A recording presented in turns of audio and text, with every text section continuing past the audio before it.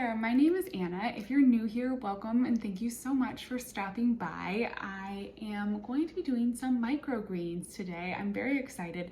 This is just about one of the best little winter projects you can do when it's cold outside and you need to do some seed starting, or even in the summer when you want to have just a little bit of something extra for your salad.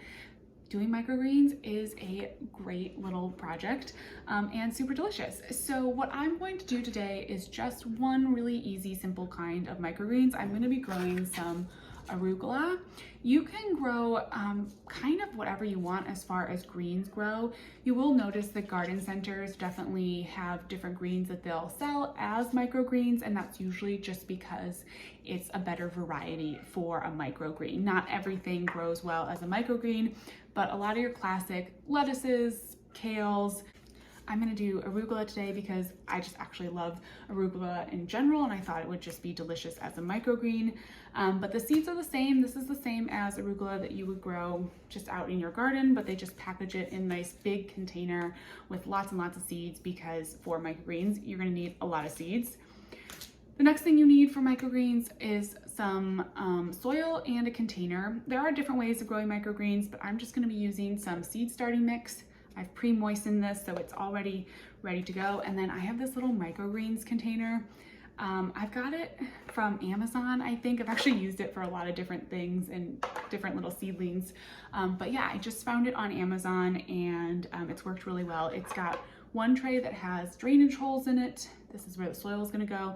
And then it has this larger tray underneath with an easy space for watering so that you can water the microgreens from below.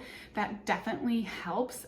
Whenever you water things from above, it can kind of dampen down the leaves and everything. And for microgreens, you just want to keep those really clean and upright and fresh. And so watering from the base is, I find, helpful for microgreens. This process is super, super simple. I'm gonna move the camera down a little bit and show you how I'm gonna do this. It's so easy.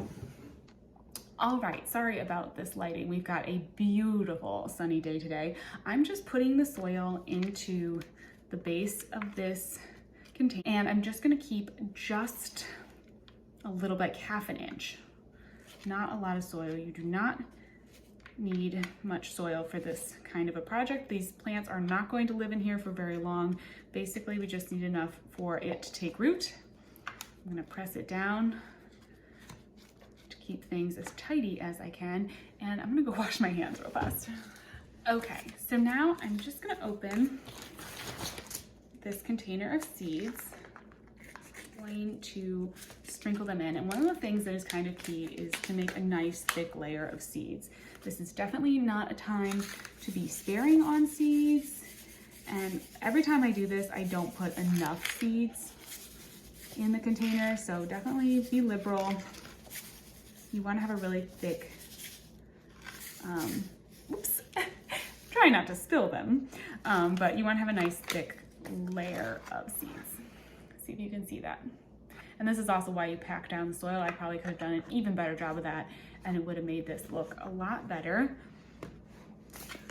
What I'm going to do next is just use a mister to mist this very, very gently, so I don't dislodge any of the seeds, but I just want to mist it so that it's nice and damp. And then after that, I'll always water from the base here. And I may actually cover this with some saran wrap just to keep the moisture in.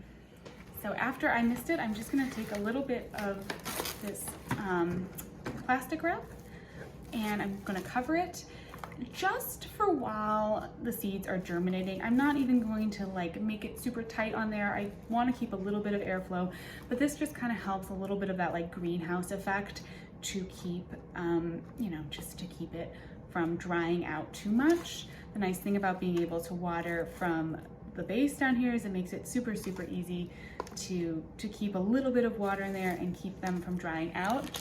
I'm also going to make a little label. Even though I know this is arugula, you never know. I'm starting a lot of seeds right now. If for some reason I forget, that's in there just in case. I'm just gonna stick it in the side. So those are the microgreens. I will come back to you with an update.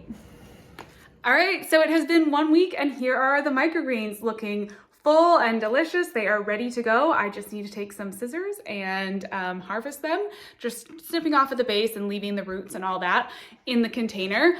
So this is day 7. At day 2, I was already starting to see them sprout. That's what's so fun about microgreens, is it's a super, super fast process. So day 2, they were sprouting. By day 4, you could start to see the actual real like sprouts take form. And then here we are, day 7. About day 5, I probably could have started harvesting them, but day 7, definitely they are really, really ready. And so yeah, I'll just harvest them, add them to salad, add them to a sandwich, kind of just anything that you would put greens on. You can put microgreens. You can even use them as a garnish. They're just really pretty with whatever you want to make. So definitely let me know if you have any other advice on microgreens, if you've grown them before. Leave it down in the comments or tag me on Instagram if you decide to grow microgreens too. And I hope you're having a wonderful day. Thank you so, so much for watching, and I'll talk to you in the next one. Bye-bye.